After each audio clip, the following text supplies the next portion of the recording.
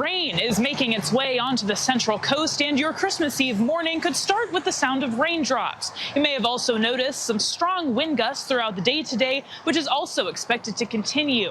I'm community reporter Carson Wells with a look at the impacts this storm could have. Debris littered parts of the Central Coast late Tuesday evening after strong wind gusts made their way across the region before rain started to fall. It's starting to pick up.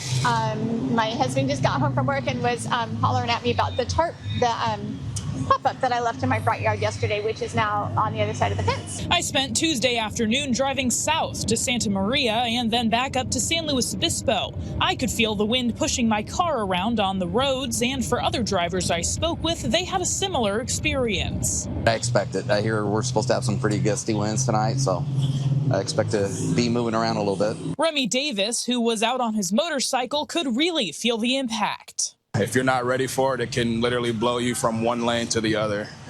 Yeah, so you really got to be on your P's and Q's. As the sun started to go down on my way back to Slow Tuesday evening, that's when the rain started. We're really anticipating is that the heaviest bulk of the storm is actually going to be overnight tonight and kind of the 1 a.m. to 7 a.m. period. Canopa says they have already seen a few power outages. According to PG&E's outage map, there were over 10 reported outages across the Central Coast Tuesday night as the rain started, including some larger ones near Paso Robles and Solvang.